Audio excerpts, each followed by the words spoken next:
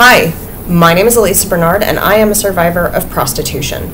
I am currently in beautiful LA at the Amnesty International Western Regional Conference. Now, if you know anything about the anti-trafficking or abolitionist movement, you will know that Amnesty International voted on a policy in August in Dublin, Ireland, to completely decriminalize prostitution. Now, this doesn't mean that they can actually do that anywhere, but Amnesty International is a huge organization that has a lot to say in a lot of governments, which means they will be promoting policy to completely decriminalize prostitution in countries all across the world. Now, if you know anything about decriminalization, you know that that doesn't just mean it's decriminalizing the women and victims so intensely stuck within this system of violence. This also means that decriminalizing is also decriminalizing the pimps, the traffickers, and as well the sex buyers. Now, here's a little note for you.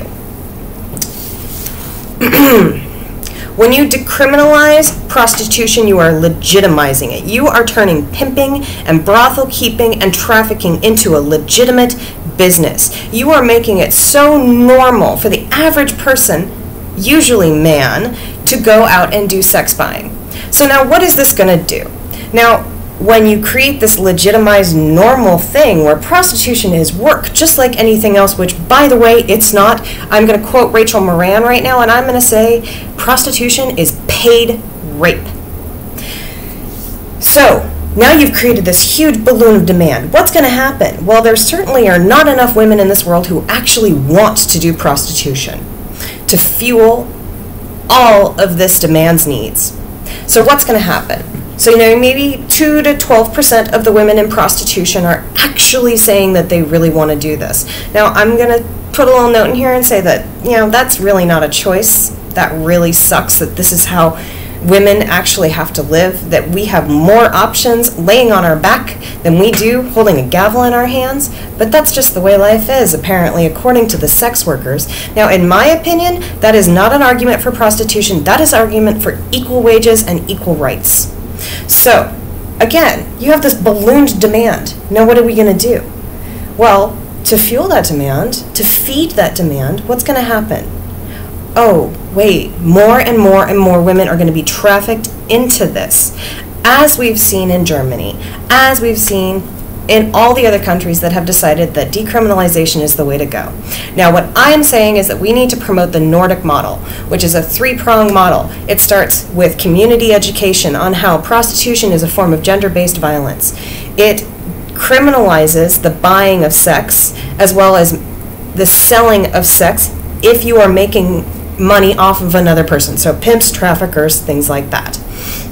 What it really does really right, though, is it also decriminalizes the women. So the women that are in this can do this without fear of any sort of legal intervention. It's wonderful. Now, the third prong of this is the best prong of all, and it's the one prong that I have not heard the SWAP people bring up at all in this convention. It's the part where women who are in prostitution have rights to services. They can get out if they want to. They have OB-GYN help. They have mental health care. There are prostitution units all over Sweden which help women within prostitution, whether they want to get out or not. Now, the only voice I have heard today has been from the sex worker rights groups. Now, I need your help. I need you to share this video. I need you to make one of your own. And I need you to hashtag this Amnesty WRC. I want Amnesty International here in California, the Western Regional Conference, to understand that sex workers are not the only voices that they need to be hearing.